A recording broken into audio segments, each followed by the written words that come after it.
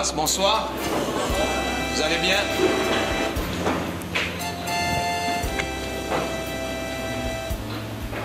Nous avons au moins 4 jours à passer ensemble.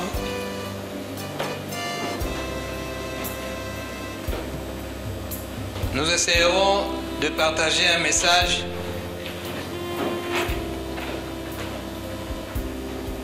et notre thème principal c'est être riche pour Dieu.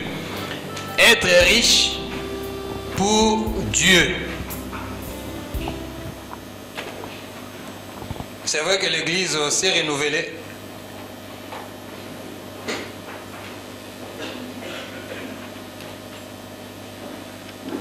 Nous essaierons de parler comme à un peuple qui n'a jamais entendu ou qui n'a jamais reçu ces messages. Il y a beaucoup de choses à dire sur ces messages. Comme on l'a dit, on a pris 4 jours. Mon risque aussi de ne pas finir pendant ces 4 jours. Parce que notre souci majeur est que chacun de nous puisse saisir la pensée de Dieu à travers de ces messages. Nous avons une échéance devant nous. C'est de nous retrouver dans notre nouvelle locale. Mais il faudrait que toi et moi nous soyons des acteurs par rapport à cette opération temple que nous sommes en train de faire. Mais tu ne peux pas faire cette opération ou être acteur étant ignorant de la parole de Dieu. La Bible parle de tout. Et pendant ces 4 jours, nous essaierons aussi de toucher à l'argent. Ce n'est pas un sujet tabou. Mais nous ne parlerons pas de l'argent pour que vous puissiez nous enrichir. Non. Nous voulons apporter tout simplement la connaissance.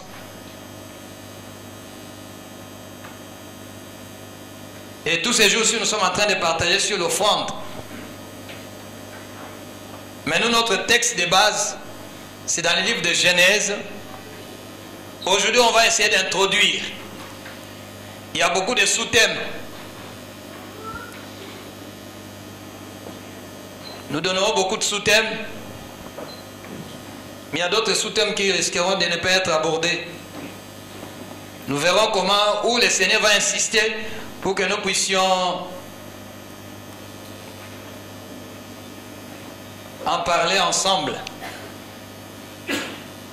Je répète, notre thème principal, le thème de notre séminaire, c'est être riche pour Dieu. Et nous avons tiré ces thèmes du livre de Luc au chapitre 12. Apparemment l'écran ne fonctionne pas.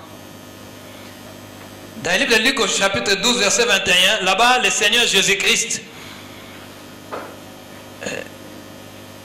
est en train de parler de la richesse. Mais non la richesse selon le monde, mais la richesse selon Dieu. Il a parlé à travers d'une parabole. Comme nous ne cesserons de le dire, parabole, la parabole veut dire prendre des exemples terrestres pour expliquer les réalités du ciel. Je répète, quand on nous parle de la parabole, c'est synonyme de prendre des exemples terrestres pour expliquer les réalités du ciel. Parce que personne d'entre nous est déjà allé au ciel. Alors tu ne peux pas comprendre le ciel ou les choses du ciel si tu ne saisis pas les choses de la terre. C'est pour ça que Christ, quand il parlait, il utilisait souvent des exemples terrestres. Quand il parlait aux pêcheurs, il utilisait des exemples de la pêche. Quand il parlait aux cultivateurs, il utilisait des exemples de l'agriculture pour expliquer les réalités du ciel. C'est pour ça que la Bible nous dit, la nature elle-même ne vous enseigne-t-elle pas? Ça veut dire qu'il y a beaucoup de choses du ciel, nous les comprenons à travers les réalités terrestres. Et à travers de cette parabole, Jésus-Christ a fait allusion à un riche qui n'était pas riche pour Dieu, mais il était riche pour lui-même. Et ici à l'église, nous voulons parler d'être riche pour Dieu, non pour toi-même, non pour soi-même, mais être riche pour Dieu. Et le mot riche n'est pas du tout un mot qui est emprunté du monde, mais c'est un mot aussi qui est biblique. Dans la Bible, on a vu des gens qui étaient riches, qui étaient encore de plus en plus riches. Quand tu prends l'exemple de gens comme Abraham, Jacob, c'était des gens qui étaient très riches. Je le répète, nous voulons introduire ce message. Être riche pour Dieu. Nous avons tiré notre message du livre de Luc au chapitre 12, verset 21.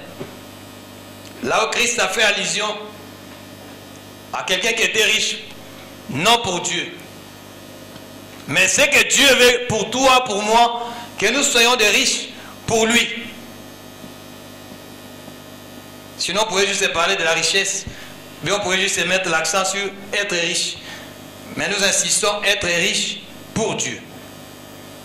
Un riche, par définition, tout le monde sait, c'est quelqu'un qui vit dans l'abondance. C'est quelqu'un qui a une abondance, ça peut être matériel.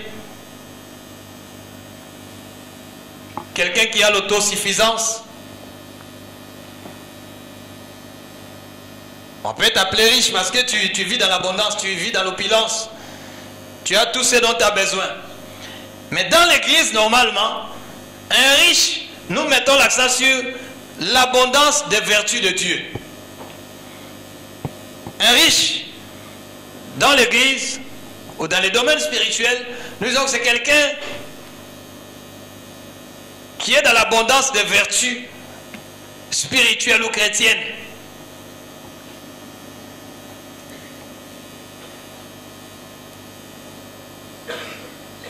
Et nous allons exploiter notre verset de base, où il y a au moins 3 versets qu'on peut exploiter.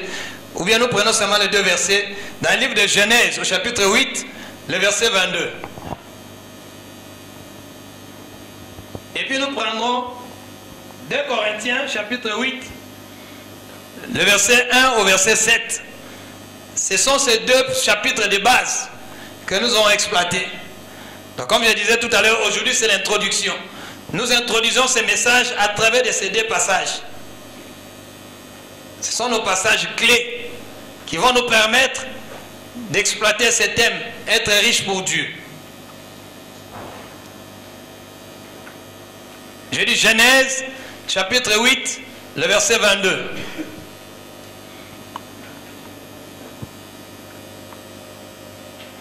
Si le frère Zacharie peut nous faire la lecture.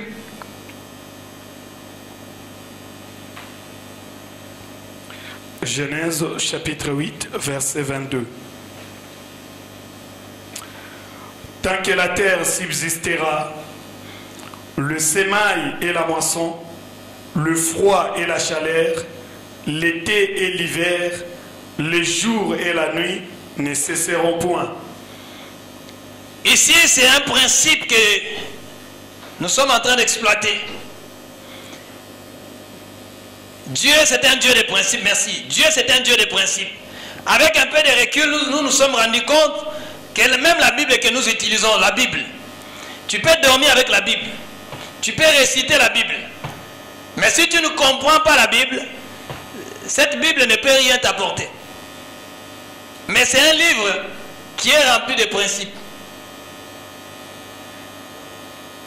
Et le Dieu que nous prions, c'est un Dieu de principes. Même le monde qui nous entoure est régi par les principes divins. Ce monde est régi par les principes de Dieu. Et ici, c'est un principe fondamental. Il a dit, tant que la terre subsistera. Vous voyez, ça fait partie des principes. Comme aujourd'hui, on peut dire, pour construire une maison, il y a un principe. Tu ne peux pas du tout commencer à construire par le toit. Il faut commencer par la fondation. Ça, c'est un principe. Et Dieu aussi, il nous a donné ces principes. Il a dit, tant que la terre subsistera, le sémail et la moisson, le froid et le chaud, l'hiver et l'été, ce sont des choses qu'on ne peut pas du tout changer. Tant que la terre subsistera, il y aura toujours le chaud et le froid. Il y aura la nuit et le jour. Il y aura l'été et l'hiver. Ça, ce n'est pas un principe qu'un homme a donné. Parce que l'Église est régie par les principes de Dieu. Tant que la terre subsistera. Ici, il y a une nuance. On n'a pas dit que la terre va rester éternellement. Mais tant que la terre subsistera, avant que le Seigneur décide autrement, tant que la terre subsistera. C'est comme aujourd'hui, on peut dire que c'est un principe de Dieu. Aucun médecin a programmé le changement de la morphologie du corps humain. Aucun médecin l'a programmé. Aucun. Mais nous remarquons seulement quand quelqu'un commence à atteindre l'âge de l'adolescence, son corps commence à changer. Ça, c'est un principe de Dieu. C'est un principe de Dieu. Les hommes peuvent constater, ah, peut-être non, il a eu son adolescence très tôt. C'est une adolescence précoce. Mais c'est un principe de Dieu. Que toute personne qui passe par l'adolescence, son corps va changer. Ce n'est pas toi qui vas le changer. Non plus moi. Et nous, en tant que chrétiens, en tant qu'Église, nous devons fonctionner selon les principes de Dieu. C'est très très important. Et ce Dieu-là veut amener l'équilibre dans nos vies. Vous savez, le Dieu que nous prions, comme j'avais dit l'autre fois, c'était un Dieu de priorité, c'était un Dieu d'équilibre. Dieu amène l'équilibre dans la vie d'une personne. Et un Dieu, j'ai dit, de priorité, d'équilibre. Et ça fait partie aussi des principes divins. Et c'est un Dieu d'ordre. Il y a un ordre que Dieu a mis en place. Vous verrez que la lune ne prendra jamais la place du soleil. Quand la lune prend la place du soleil, on appelle ça l'éclipse solaire. C'est-à-dire qu'il y a un dysfonctionnement. Et l'Église doit connaître ces choses. Souvent nous voulons faire les choses selon nous. Mais Dieu a mis des principes en place. Et ces principes-là doivent être respectés. Et ici, c'est Dieu qui le dit. Tant que la terre subsistera, personne ne pourra changer cette loi. En d'autres termes, c'est une loi. Ce principe-là est une loi. Une loi qui est faite par Dieu lui-même. Et je crois que toi et moi, nous sommes en train de le vivre. Nous le vivons tous les jours. Il y a le jour, il y a la nuit.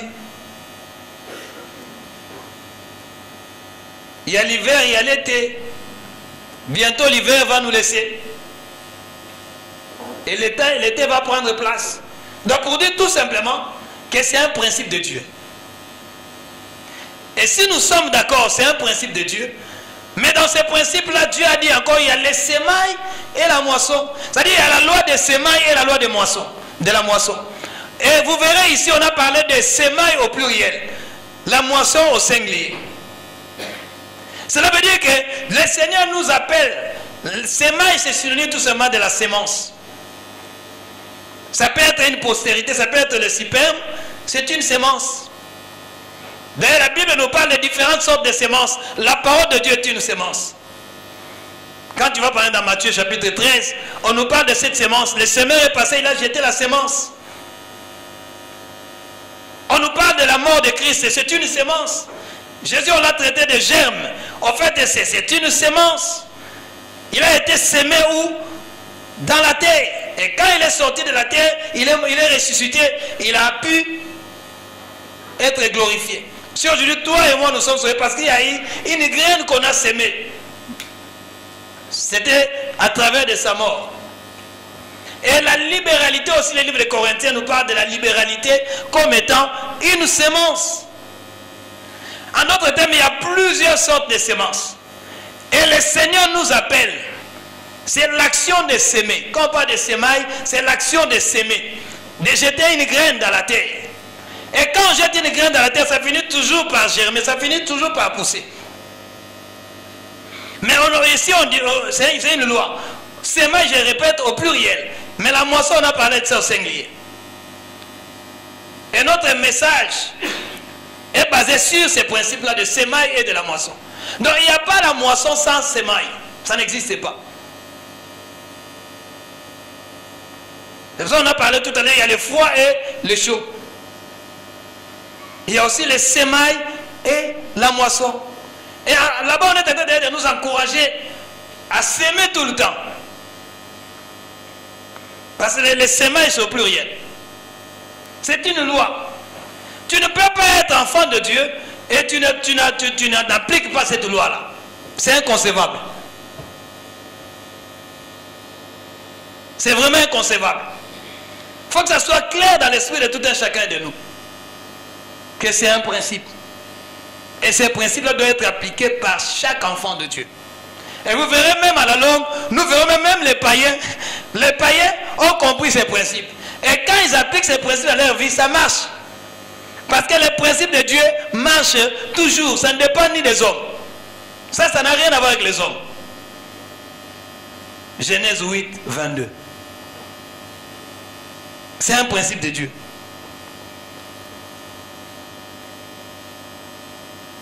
Et comme Dieu ne ment jamais, tout ce qu'il dit, ça se réalise. Ça se réalise. Mais souvent, nous nous trompons. J'aime bien le dire, quand on prend un verset, on le sort de son contexte, il devient un prétexte. Et souvent, nous nous trompons. Dans chaque domaine de la vie, il y a des principes à respecter. Ne confondons pas les choses. Et toi et moi, nous devons aussi pratiquer ces choses. Nous devons appliquer ces principes dans nos vies.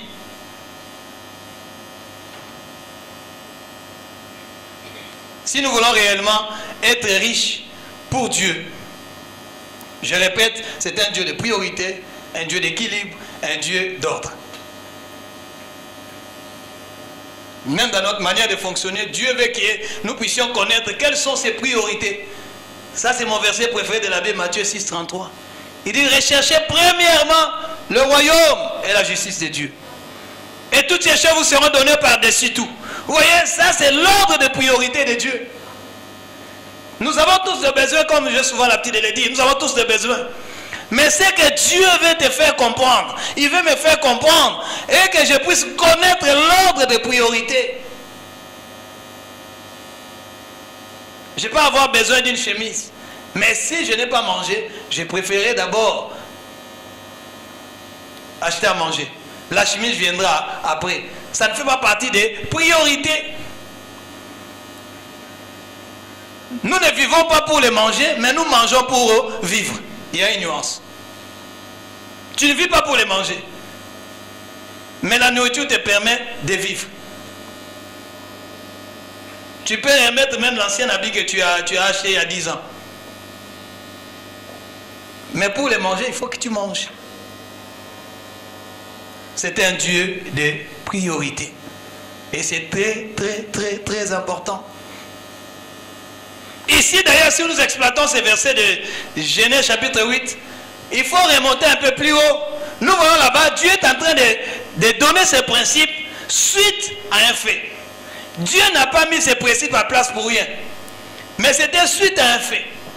Le cœur de l'homme était tourné vers le mal. Et Dieu a jugé bon de détruire la terre par les déluges. L'histoire que tout le monde connaît. Il a choisi un homme qu'on a appelé Noé. Il lui a demandé de construire un grand bateau. Et Noé a construit cette arche. Mais après la pluie s'est abattue sur la terre. Il y a eu seulement Noé et sa famille et les animaux qui ont été sauvés. Mais entre-temps, la pluie avait détruit la terre. Une grande pluie. Mais après Noé, il avait des signes. Dieu lui a fait comprendre, maintenant tu peux sortir du bateau. Mais quand Noé est sorti du bateau, ça veut dire qu'ils ont été sauvés. Vu qu'ils ont été sauvés du déluge, Noé a été reconnaissant. Et le dernier message que je vais prêcher ici, c'était sur la reconnaissance. Aujourd'hui, le monde est dépourvu de reconnaissance. Mais Noé, personne ne lui a dit, Noé, maintenant il faut faire quelque chose. Non, Noé a été reconnaissant. Comme il a été obéissant à Dieu, après être sauvé, lui et sa famille, Noé a dit, je dois faire quelque chose. Vous verrez que c'était pour sa première fois. Noah a élevé un autel.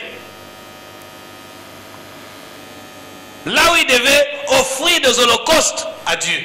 Là où il devait offrir, comme on nous a rappelé tous ces jours-ci, l'offrande. Noah a construit l'autel. Et quand il a construit l'autel, il est allé offrir toutes sortes d'holocaustes. Et vous verrez, la Bible nous dit, je ne sais pas si le verset 21, là-bas la Bible nous dit, Dieu a senti l'odeur. Oui. En d'autres termes, Dieu a agréé l'offrande de Noé.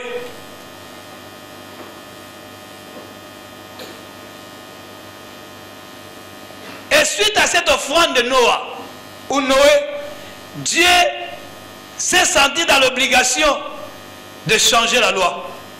Dieu s'est senti dans l'obligation d'arrêter la malédiction. Dieu a jugé bon de ne plus maudire la terre. Si tu lis, tu verras. Mais qu'est-ce qui a poussé Dieu à mettre ces principes en place? C'est l'attitude de Noé. Noé a senti que je suis sauvé. Ma famille et moi, je dois être reconnaissant à l'Éternel. Quelqu'un qui veut être riche pour Dieu doit avoir la notion de la reconnaissance. Je dis aujourd'hui, je suis en train d'introduire, ok? Tu dois avoir la notion de la reconnaissance. Parce que ta reconnaissance va te pousser à poser un acte. Il ne faudrait pas que les gens qu'on puisse vous bousculer. Non, il faut comprendre ce que tu es en train de faire avec Dieu. C'est très important. Nous répétons souvent cette dicton, ne m'apprends pas seulement à manger les poissons, mais il faut aussi m'apprendre à les pêcher. Mais les jours que toi tu ne seras pas là, moi-même j'irai à la rivière, je vais pêcher mon poisson. Noé a été reconnaissant.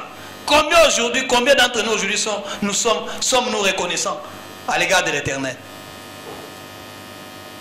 Personne n'a dit à Noé va faire ça. Mais il s'est senti poussé. C'est pour ça qu'il faut avoir une histoire avec Dieu. Il faut avoir une histoire. Quand tu as une histoire avec Dieu, pendant que les hommes sont en train de parler, toi tu fais comme si tu n'entends rien, tu fais le sourd d'oreille. Parce que tu as une histoire. Et quand tu as une histoire avec lui, tu réalises ce que Dieu a fait dans ta vie. Tu as l'élan du cœur pour aller offrir quelque chose à Dieu. Ça, en fait, tu ne le fais pas parce que les hommes ont dit de le faire. Mais tu sens un élan du cœur. Tu sens un élan. Et rien ne peut arrêter cet élan-là. Parce que tu as une histoire avec Dieu. Es-tu sauvé, oui ou non? Si réellement tu es sauvé, frère, l'élan du cœur doit se manifester. Tu dois avoir un élan du cœur. Tu dois comprendre que non, maintenant, qu'est-ce que je peux faire à Dieu? Qu'est-ce que je peux lui offrir?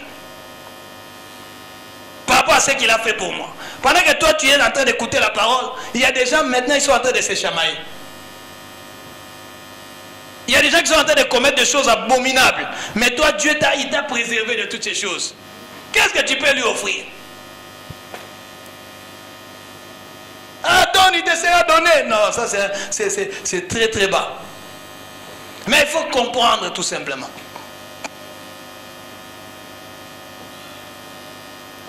La reconnaissance de Noah a poussé Dieu à dire non, je ne veux plus maudire la terre. Mais ici, ça n'a rien à voir avec la première malédiction que Dieu avait prononcée dans le livre de Genèse. Non, ce n'est pas ça. Là, la malédiction par rapport à ce que Dieu avait dit ici. Parce que Dieu était déterminé de détruire la terre. Mais quand il a vu cet homme Noah reconnaissant, Dieu a mis ses principes à place. Tant que la terre subsistera, les semailles et la moisson, le froid et le chaud, l'hiver et l'été, toutes ces lois ne peuvent jamais disparaître.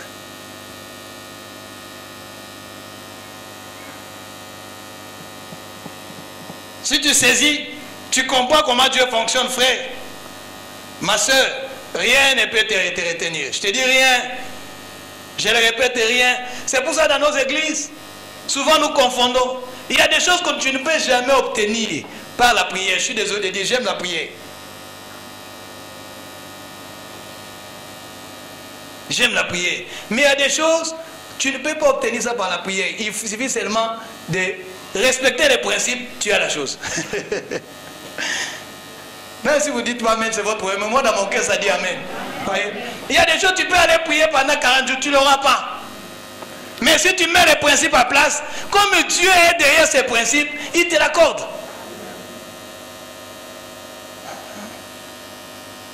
Et ça, c'est une loi.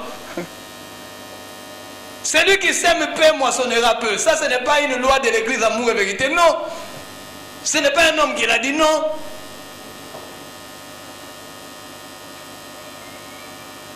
Mais c'est un principe divin.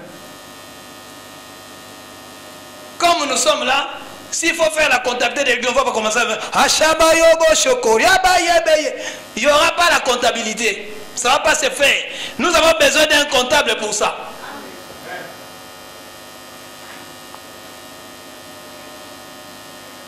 Ne crois pas qu'on aura... Non, tu pourras... Non. On a besoin d'un comptable. Quelqu'un qui est du domaine. C'est pour ça que Dieu ne nous réunit pas en vain, frère. Si Dieu nous réunit, il réunit toutes les compétences. Il sait pourquoi. On a besoin de ta compétence. On a besoin de ma compétence. Et même dans le domaine financier, il faut savoir aussi que dans le domaine financier, ça marche par rapport à cette loi-là. Des semailles et de la moisson. Tu risques de dire, mais finalement, moi, ça fait longtemps que j'ai pris. Il y a un homme de Dieu, j'avais donné cet exemple, je me rappelle c'était quand. Il y a un homme de Dieu dans la Bible, il était plein d'onction. Plein d'onction. Mais il est mort, il a laissé sa famille avec des dettes. Vous le connaissez? Un homme plein d'onction. Il est mort, mais il a laissé sa femme et ses enfants avec des dettes. Les créanciers, quand il s'est pointé, il a dit non, ton mari servait Dieu, mais il me devait. Mais plein d'onction.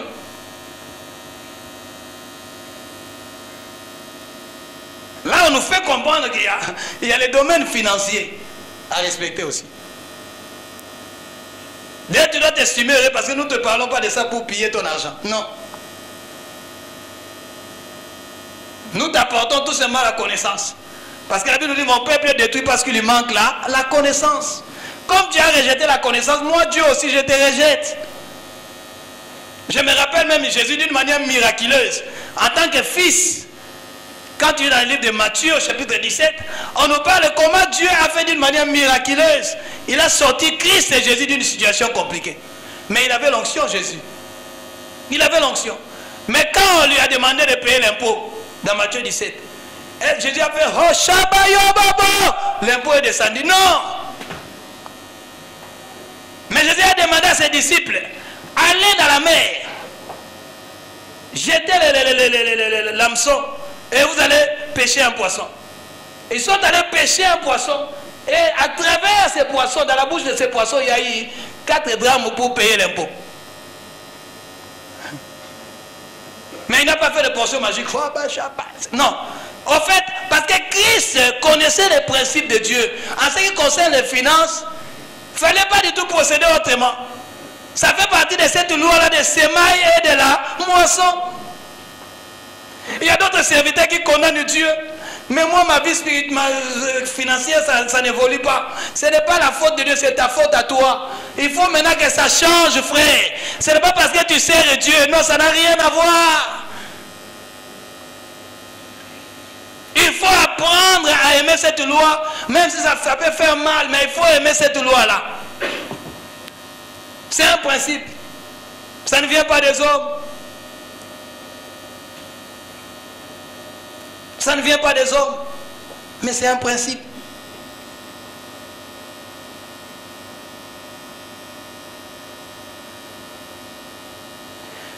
Nous voulons amener l'Église à ne plus du tout prendre l'argent comme étant un sujet tabou.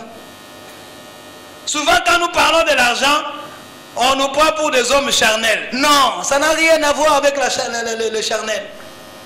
Jésus même dans son ministère, quand tu lis bien la Bible, on nous parle des femmes qui avaient beaucoup d'argent qui soutenaient son ministère. Mais lui qui avait l'onction plus, il n'avait pas besoin de toutes ces femmes-là. Il pouvait seulement claquer du doigt. Et ça répondait à ses besoins. Mais comme Christ est notre modèle, Paul a dit, soyez mes imitateurs comme moi je le suis de Christ. Nous devons aussi imiter Christ, la manière dont il a vécu parmi les hommes. Il ne faudrait pas que l'argent devienne un obstacle pour nous empêcher de faire l'œuvre de Dieu. Vous savez, des fois on a du mal à faire l'œuvre de Dieu parce que l'argent est un sujet tabou. Entre-temps, on a besoin d'argent. Mais on ne peut pas en parler. Pourquoi? Parce qu'on a fait de ça un sujet tabou. On doit parler d'argent parce que notre motivation est pure. Pendant que je suis en train de vous parler, Dieu inspecte mon cœur. Mon cœur est pur. Je ne parle pas de ça avec de mauvaises intentions. Il faut qu'on parle de ça librement. Librement. N'oublions pas, la Bible nous dit que l'argent répond à tout. Ce n'est pas le verset d'Éric. C'est un verset biblique. Dieu a dit que l'argent répond à tout. Donc par rapport aux besoins des hommes, on a besoin d'argent.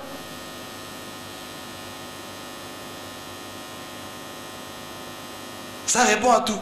Donc pour dire tout simplement, frère, comme je disais tout à l'heure, on a besoin de comprendre cette notion de sémaille et de la moisson. Je me répète encore. J'ai dit, la parole de Dieu est une sémence. Les bonnes œuvres est une sémence. La libéralité est une sémence. La mort de Christ est une sémence. Donc tout passe par la sémence. Même toi comme tu es là, tu es le fruit d'une sémence. Cette sémence a été mise quelque part. Et ça produit la personne que tu es. La personne que je suis. Donc nous avons besoin de comprendre cette notion pour bien évoluer dans ce que nous sommes en train de voir ensemble. Et si tu ne comprends pas ça, c'est un verset d'ailleurs qu'on nous a appris quand nous nous sommes convertis, Proverbes chapitre 11, verset 24. Là-bas, on nous fait comprendre ceci. Celui qui épargne en excès ne fait que s'appauvrir. Donc c'est une personne qui ne connaît pas la notion de sémaille et de la moisson. Celui qui épargne en excès ne fait que s'appauvrir. Mais celui qui donne libéralement ne fait que s'enrichir. Qui donne libéralement. En fait, si nous parlons de donner libéralement, il faudrait que tu comprennes. C'est pour ça que j'ai dit Noah avait compris. Noah n'a pas fait l'Holocauste n'importe comment, parce qu'il avait compris. Parce qu'il avait tout simplement compris. Et la Bible nous dit, celui qui épargne en excès ne fait que s'appauvrir. Mais celui qui donne libéralement ne fait que s'enrichir. Ça, c'est un principe de Dieu. Ça rejoint notre principe de sémaille et de la moisson. Parce qu'aujourd'hui, qu'est-ce qui se passe? Souvent, nous, les hommes de Dieu, nous disons aux gens, donnez, vous sera donné, mais nous-mêmes, nous ne donnons pas. Ça n'a pas de sens. Si tu es un homme de Dieu dans la salle, je suis désolé de te le dire, mais c'est pour ton bien. Pour que tu comprennes aussi que toi aussi, tu dois donner. Tu dois donner. Mon verset préféré de Actes 20, 35, la dernière partie. Il y a plus de bonheur à donner qu'à recevoir. C'est pour ça que la Bible nous dit, celui qui épargne en excès ne fait que s'appauvrir. Toi, tu crois peut-être t'enrichir, mais tu es en train de t'appauvrir. Laisse-moi te dire, je vais encore répéter ça dans l'assemblée. Si tu existes aujourd'hui parce que l'autre est là. Nous ne vivons pas pour nous-mêmes. Tu sais, si tu vis parce que l'autre est là. Parce que l'autre n'est pas là, je vais te donner un exemple. Je vais passer par un exemple concret. Tu es un commerçant. Tu as de la marchandise à vendre. Mais tu te retrouves seul ici, en France. Tu vas vendre ça à qui?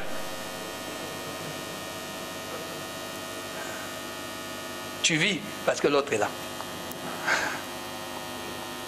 Être riche pour Dieu.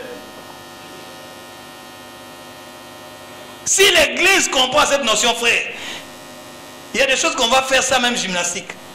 Sans même se poser beaucoup de questions. Parce que tu es comme un Noé qui a compris que Dieu m'a sauvé du déluge. Et moi-même, avec l'élan du cœur, je vais lui offrir l'Holocauste. Et en offrant l'Holocauste, Dieu sent l'odeur.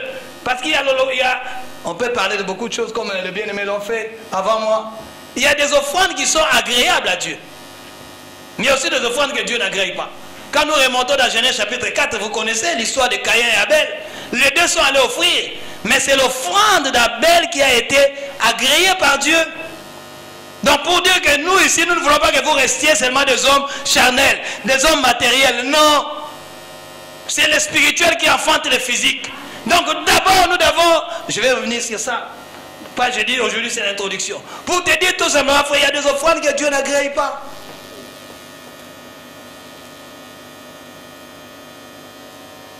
Mais la volonté de Dieu est que toute offrande que nous lui adressons, nous offrons à Dieu soit agréée. Ça soit agréé.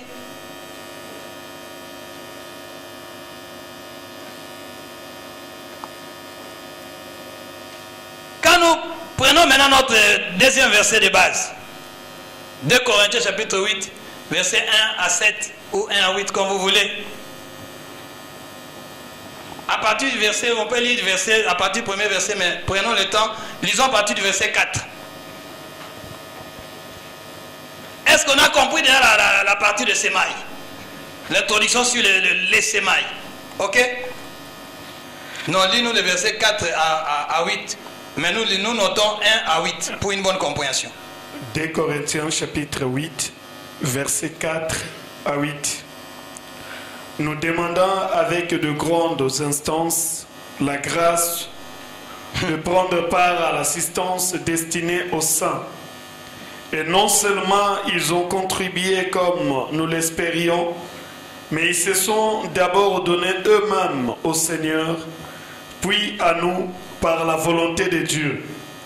Nous avons donc engagé Tite à acheter chez vous cette œuvre de bienfaisance comme il avait commencé.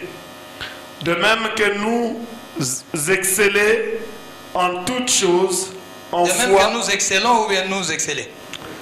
De même que nous excellons. Oui. De même que vous excellez en toutes choses, en foi, en parole, en connaissance, en zèle, à tous égards, et dans votre amour pour nous, faites en sorte d'exceller aussi dans cette œuvre de bienfaisance. Je ne dis pas cela pour donner un ordre, mais pour éprouver par l'exemple du zèle des autres la sincérité de votre amour. Amen. Amen. Vous voyez, on essaye maintenant de commencer par le verset 8 ou 7 pour remonter. Ici, Paul, il a reconnu, parce que là, Paul se retrouve devant l'église de Corinthe. Mais quand nous allons dans le livre de Corinthe, dans 1 Corinthiens chapitre 1er, si tu lis à partir du premier verset jusqu'au verset 7, on peut dire, vous verrez là-bas, Paul est en train de décrire l'église de Corinthe. Paul est en train de décrire cette église. Le point fort de cette église de Corinthe. Vous verrez que le point fort de cette église de Corinthe, ça rejoint le verset, je crois, 7 ou 8, là où le frère est en train de nous lire. Et c'est pour ça qu'on a dit au départ, on a dit que c'est un Dieu de priorité, un Dieu d'équilibre et un Dieu d'ordre. Donc c'est un Dieu qui amène l'équilibre dans la vie des chrétiens. Et toi, un chrétien, tu dois être équilibré. L'église aussi doit être équilibrée. Ne confondons pas ce qui est matériel à ce qui est, entre guillemets, spirituel. Donc il faut qu'il y ait l'équilibre. Ici vous verrez que Paul est en train d'expliquer le point fort de cette église de Corinthe. Il dit que comme vous excellez en foi, en connaissance, et en quoi encore? Et en parole. Vous voyez donc, alors cela n'exclut pas le matériel. Comme d'autres personnes disent, oh, quand je vais à Amour et Vérité, j'écoute la bonne parole. C'est bien, mais il ne faudrait pas que l'église Amour et Vérité soit bancale. Nous excellons en parole, c'est une bonne chose. Nous excellons en foi, c'est une bonne chose. Nous excellons en connaissance, mais n'oublions pas que le Dieu que nous prions, c'est un Dieu d'équilibre. Il faut que toi et moi, nous soyons équilibrés. Si nous ne sommes pas équilibrés, nous allons mélanger les torchons et les serviettes. Et il n'y aura plus de sens. Il n'y aura plus de sens. C'est pour ça même on avait prêché ici, je me rappelle, on a donné des enseignements ici, pour amener nos frères et sœurs qui ont des papiers, nos frères et sœurs qui peuvent encore aller à l'école. Nous vous avions dit, ces choses-là ne se résolvent pas par la prière, Mais si tu as la capacité d'aller faire une formation, va faire une formation pour quitter toujours, ne reste pas toujours femme de chambre. Ne reste pas toujours gardien. Si tu as la possibilité d'aller étudier, de faire des formations, vas-y frère. Là, Dieu ne va pas descendre. Oh mon fils, il faut aller faire une formation. Non. Parce que les gens qui sont TTS, trop spirituels, croient que ces choses-là vont se faire comme ça. Non frère. Il faut t'élever et aller chercher une formation. Tu verras que ça n'a rien à voir avec Dieu. Ça fait partie des principes divins. Surtout les églises à connotation noire. Nous ne voulons pas exceller. Exceller, c'est abonder. Exceller, c'est chercher à faire le mieux. L'exceller, c'est être meilleur. Frère, il faudrait qu'amour et vérité deviennent meilleurs. Si on nous prêche une bonne parole, c'est une bonne chose. On a la foi, c'est une bonne chose. On a la connaissance, c'est une bonne chose. Mais nous devons être équilibrés. L'avion ne peut pas voler avec une seule, on dit un ou une. Un seul aile. Une vous aussi, je voulais dire une vous. Parce que si l'avion n'a pas une autre aile, qu'est-ce qui va se passer? Est-ce que cet avion va voler? C'est la réalité de plusieurs chrétiens ici. Et on croit que Dieu, ce n'est pas l'histoire de Dieu, c'est ton histoire. Il y a la part de l'homme et la part de Dieu. Donc tu dois faire ta part, frère. L'église doit faire sa part. Tu vas mourir pauvre, tu vas dire que ça c'est Dieu qui veut que je puisse mourir pauvre. Oh, heureux les pauvres en esprit. Bien, heureux les pauvres en esprit. Pas les pauvres comme ça, heureux les pauvres en esprit. C'est pour ça qu'Agur a dit dans le livre de Proverbes au chapitre 30, il a dit, moi je demande à Dieu deux choses. J'aimerais pas être pauvre. J'aimerais pas avoir beaucoup d'argent. Parce que si je suis pauvre, je vais renier même l'existence de Dieu. Et si je suis trop riche, je vais oublier que Dieu existe. Vous voyez? Donc ça c'est Dieu qui le dit. Agur, dans le livre de Proverbes, chapitre 30, je crois que c'est le bon chapitre. Paul et Agur a dit ça. Et souvent dans nos communautés, nous avons des gens désœuvrés. Je ne te condamne pas, mais je suis en train de t'encourager, frère. Tu n'es pas appelé à être ce que tu es là. Tu peux encore en faire mieux. Il y a des gens qui sont devenus aujourd'hui des infirmiers. Il y a des gens qui sont devenus aujourd'hui des comptables. Mais ils ont fait des efforts parce qu'ils ont compris que non. Comme nous le disons souvent dans nos communautés là, surtout nous autres, on était des sacrifiés parce qu'on n'avait pas de papier. Mais quand tu as les papiers, frère, lève-toi, va faire une formation, tu es capable de réussir. Amen. Tu l'as dit, mais tu n'agis pas. Avec Dieu, nous ferons des exploits. Tu l'as dit, non? Amen. Mais tu crois que l'exploit, c'est même pour chasser les démons. Les grands démons à chasser, c'est ta paresse. C'est de ne pas voir loin. Il faut chasser ces démons-là, frère. Ça, c'est un grand démon. Oui. Pour chasser les démons, parce que tu ne vois pas ces démons-là. D'ailleurs, quand tu vois les démons, tu fuis. Il faut exceller. Il faut exceller. J'aime un frère ici qui nous rappelle toujours l'excellence. L'excellence, je dis, quand il n'y a pas d'excellence, nous avons les têtes baissées. Tous on a les têtes baissées parce qu'il nous dit des choses qui sont tellement vraies. Il dit, dans votre manière de faire, là, il n'y a pas d'excellence. Là, on baisse seulement nos têtes. Là, le pasteur Philippe me comprend quand nous parlons comme ça. Mais c'est un frère qui nous buste, qui nous pousse à aller de l'avant. Tu n'es pas appelé à être ce que tu es là. Amen. Tu excelles en foi, c'est une bonne chose. Tu excelles dans la connaissance, c'est une bonne chose. Tu excelles, mais il faut maintenant exceller dans les œuvres de bienfaisance. Et c'est ce que nous sommes en train, c'est là où nous mettons le doigt. Nous mettons le doigt là-dessus, frère. Oui, je reçois cette bénédiction-là. Oui, nous avons des jeunes filles, surtout les africaines. Votre diplôme, c'est seulement avoir des enfants. Je l'ai déjà dit ici.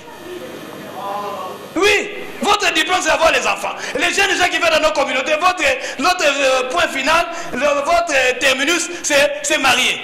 Mais vous allez vous marier, puis vous commencez à dire, vraiment la pauvreté nous fait défaut. Ce n'est pas question de pauvreté. Pour sortir de la pauvreté, on n'a pas besoin de prier pour ça. Oh, démon de pauvreté, non, viens mon frère. Qu'est-ce que tu as fait dans la vie? Oh, c'est cela. Va continuer la formation. Va faire ceci, cela. Va faire cela. Tu verras que la pauvreté, on va là.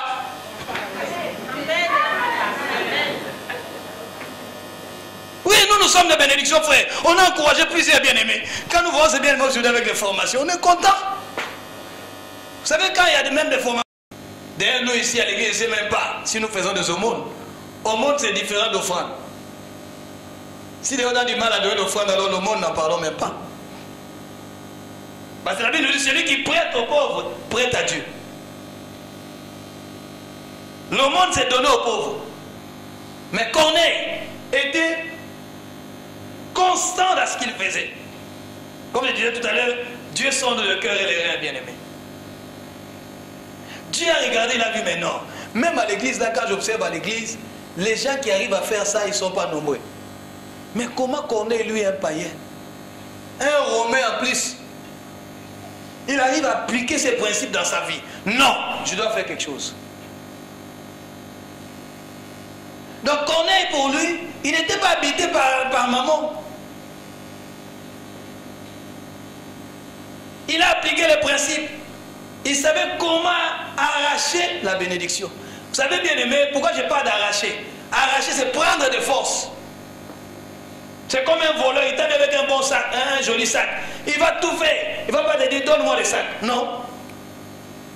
Il te l'arrache. Et la Bible nous dit, désormais, à partir de Jean-Baptiste, le royaume des cieux est forcé. Et ce sont les violents qui s'en emparent. Arracher, c'est s'emparer. Prendre ça de force. Ça ne t'appartient pas, mais tu prends ça de force. Et c'est ce que les païens font. Corneille était un païen, mais il savait comment arracher la bénédiction. Et d'ailleurs, quand vous lisez, vous verrez qu'à partir de verset 45, les circoncis qui avaient accompagné Pierre, ils étaient surpris. Ils ont dit, mais c'est pas possible. Mais alors, ça, ils pouvaient dire, non, ça doit être de la sorcellerie, ça. Ou bien ça, c'est de la magie.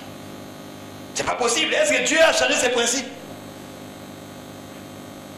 Et ils ont vu les païens en train de parler en langue. Ils ont reçu le Saint-Esprit. Les circoncis qui étaient avec Pierre, ils ont dit, mais c'est pas possible. En d'autres termes, mais ils sont des païens. Les païens n'ont pas droit à cette bénédiction-là qui est le Saint-Esprit. Vous savez pourquoi ils ont reçu le Saint-Esprit? Pierre était une source de bénédiction pour eux. Et Corneille est un païen, et il a bouleversé les choses. Dieu est allé prendre Pierre. Pierre, normalement, son ministère, il ne pouvait pas du tout prêcher aux païens. Mais pour la première fois de sa vie, comme j'ai dit tout à l'heure, Dieu a appelé Cyrus Mouin. Dieu a dit à Pierre, tu vas prêcher aux païens. Qu'est-ce qui a déclenché ça? C'est la vie de Corneille. Païen qu'il était. Et d'ailleurs, il a eu une bénédiction. Cette bénédiction, tu ne peux même pas acheter ça avec l'argent. Faisons attention. Il faisait de son monde.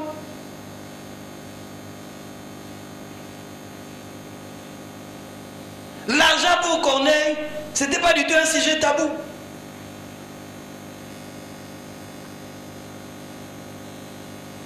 C'est pour ça qu'il ne faut pas être riche pour toi-même.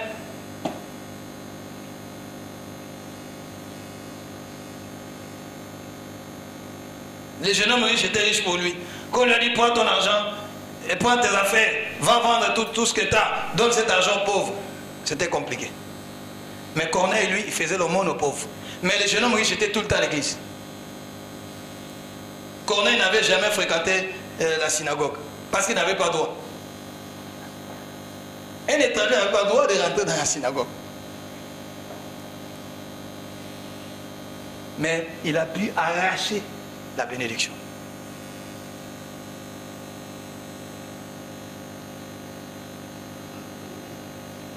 Nous croyons qu'on te dit, tu seras la tête dans laquelle tu dis, Amen, je reçois. Non. Il y a le principe de semaille et de la moisson.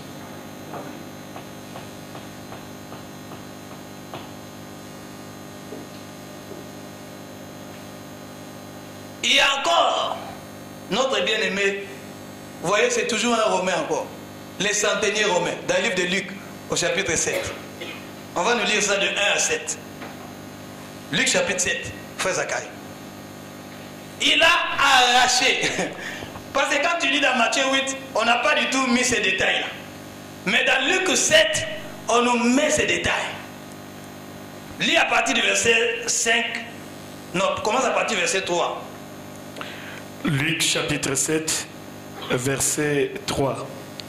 Ayant entendu parler de Jésus, il lui envoya quelques anciens des Juifs pour le prier de venir guérir son serviteur.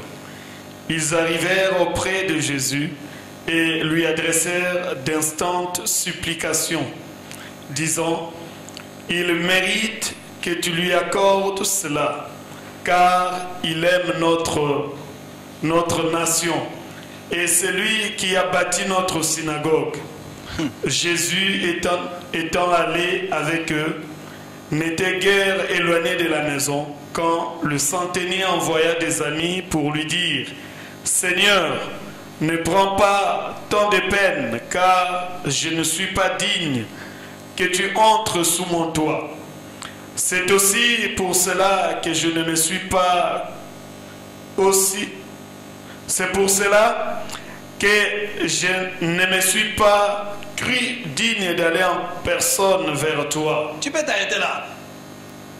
Le temps nous presse. Vous voyez ici, on est en train de nous expliquer un principe tout simplement. On n'a pas dit ici que les centenaires romains, c'était un homme qui priait beaucoup. Un homme qui craignait Dieu. Un homme qui était régulièrement à l'église. On n'a pas dit ça. D'ailleurs, lui-même, le centenaire romain a décliné son identité. Il a dit: « Seigneur, moi que tu vois là, je ne suis même pas digne. Que tu viennes chez moi. Parce que si tu viens chez moi, si tu viens chez moi, tu vas trouver en train de punir d'autres policiers. Les policiers vont te raconter: je suis un homme très méchant. Tu risques de trouver chez moi à la maison des choses incroyables. Donc je ne suis pas digne que tu viennes sous mon toit. » Mais au lieu que les centeniers, le Seigneur tienne compte de son identité, la renommée l'avait précédé. Les gens ont dit, parce que lui il a demandé, il a envoyé des gens, lui-même il n'est pas venu, parce qu'il ne se sentait même pas digne. Nous qui venons à l'église, il y a d'autres personnes qui sont à la maison, je ne te conseille pas de rester à la maison, mais il y a d'autres païens qui sont à la maison, qui profitent des choses que toi tu devais en profiter. Peut-être il a seulement regardé à la télé. Il a peut-être suivi juste une seule prédication de sa vie. Et ça a changé toute sa vie. Et surtout avec l'internet aujourd'hui, les chrétiens qui viendront avec nous seront surpris. Il y a un païen qui écoute ce genre de messages et dit: waouh! Où est-ce qu'on a prêché ce message-là? Ça change sa vie. Mais il n'était pas venu à l'église. Les centenaires ont reconnu son état. Mais les gens qui étaient envoyés vers Christ, ils ont dit: mais quand ils ont entendu la demande, ils ont dit: mais lui le centenier, il le mérite. C'est terrible, hein? Ils ont dit: il le mérite, lui il le mérite. Donc il y a des gens qui ne méritent même pas la bénédiction. Mais lui, mais païen qu'il était, il le mérite. Oh. Comment lui un païen peut mériter? Ils ont commencé maintenant à ouvrir son CV. Seigneur, cet homme, il mérite que son serviteur soit guéri. Et pourquoi? Mais c'est lui. Oh, on a commencé à dire, il aime, on n'a pas dit qu'il aime Dieu. On a dit, il aime notre nation. C'est tu aimes l'église, frère. Tu sais, si quelqu'un aime l'église, s'il faut s'endetter pour avoir les 1000 euros, il faut donner. Tu sais, on a dit, il aime notre nation.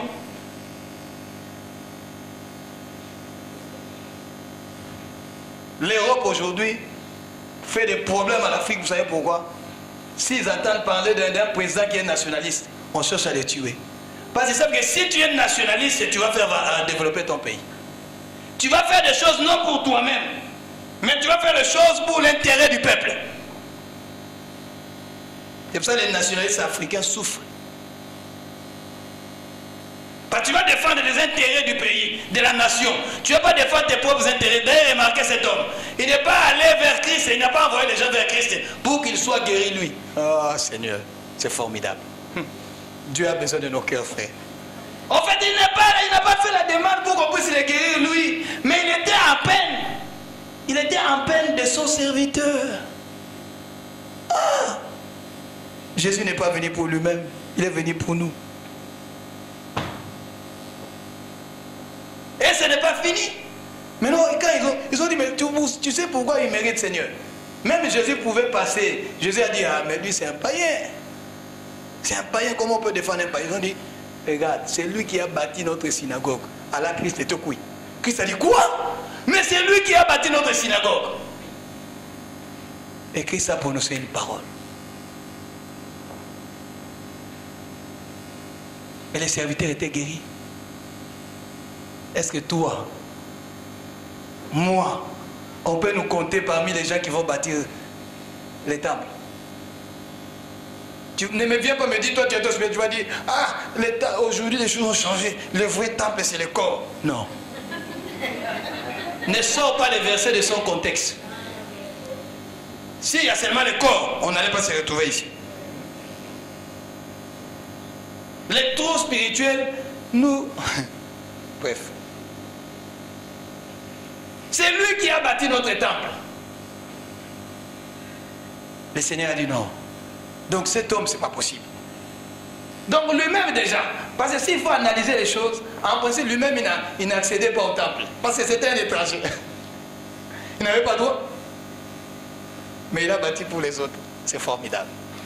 C'est formidable. Toi tu vas dire, ah, moi peut-être je ne vais même pas prier dans cette... Moi je vais voyager, je vais partir. Dieu cherche les hommes qui ont le cœur de David.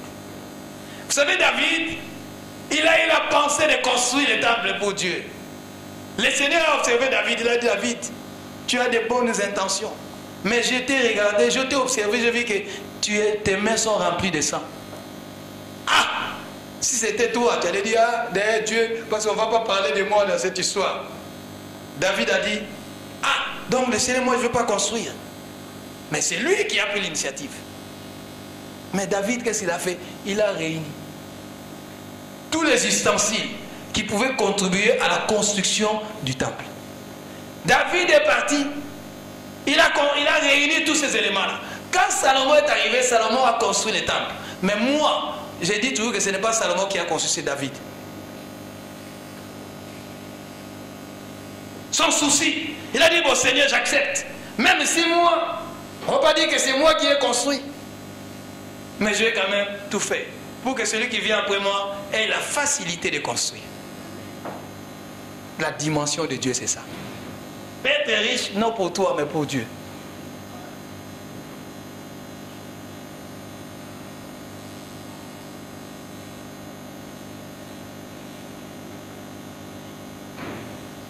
Il faut qu'on finisse à 30, je vais m'arrêter là.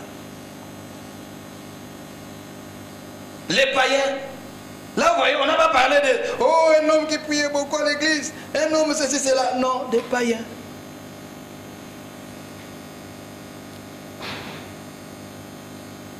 Relis un peu ces versets-là pour clôturer, frère Zacharie. De Luc chapitre 4, versets 24 à 27. Luc chapitre 4, versets 24 à 27. C'est quelque chose qu'on avait déjà dit, vous allez comprendre encore quelque chose? Luc chapitre 4, versets 24 à 27. La Bible déclare ceci. Mais, ajouta-t-il, je vous l'ai dit en vérité, aucun prophète n'est bien reçu dans sa patrie. Je vous l'ai dit en vérité, il y avait plusieurs veuves en Israël du temps d'Élie. Lorsque le ciel fut fermé, 3 ans et 6 mois, et qu'il y eut une grande famine sur toute la terre. Et cependant, Élie ne fit envoyer vers aucune d'elles, si ce n'est vers une femme veuve à Sarepta, dans le pays de Sidon. Il y avait aussi plusieurs lépreux en Israël du temps d'Élisée, le prophète, et cependant aucun d'eux ne fut purifié, si ce n'est Naaman le Syrien. Amen. Continue un peu, continue. Je cherchais juste pour la pensée qu'on avait déjà dite. Ils furent tous remplis de colère dans la synagogue lorsqu'ils entendirent ces choses. Et s'étant levés, ils le chassèrent de la ville et le menèrent jusqu'au sommet de la montagne sur laquelle leur ville était bâtie. Enfin, là, pour dire tout ça, vous voyez, il y a des choses qui nous énervent, nous les TTS, les très spirituels. Ça nous énerve. Mais ce n'est pas nouveau. D'autres ont dit, mais il fallait nous prêcher sur l'enlèvement. Mais tu crois que si toi tu ne fais pas ça, tu seras enlevé? Tu ne seras jamais enlevé. On peut ne pas te parler d'enlèvement, mais si tu remplis les conditions, tu seras enlevé. Est-ce que vous savez ça ou pas? Oh, mais il fallait nous parler d'enlèvement.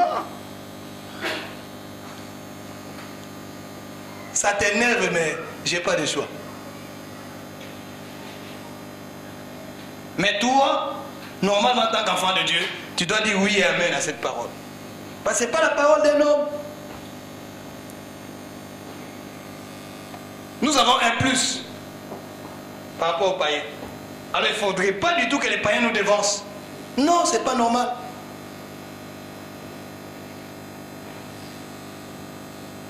Vous suivez les matchs de football. Des fois, on nous dit une équipe de nationale a sorti une équipe de la Ligue 1. Donc c'est un exploit, alors pas possible. On en parle au même des titres, un grand titre dans les journaux. Parce que normalement c'est quelque chose qui ne doit pas se faire. Parce qu'eux ils sont des professionnels. Les autres là sont des amateurs. Ils viennent même de travailler à l'usine. Oui. Et c'est comme ce qui se passe, les païens et les chrétiens. Nous, aujourd'hui, les chrétiens, nous aimons des paroles qui nous excitent, qui nous plaisent, qui vont dans le sens de ce que nous voulons. Mais ça ne doit pas être le cas. Je crois que là, j'ai fini le message d'aujourd'hui. Je réponds encore pour dire, hier, on a mis l'accent sur maman. Nous dépensons beaucoup d'énergie. Nous nous sacrifions.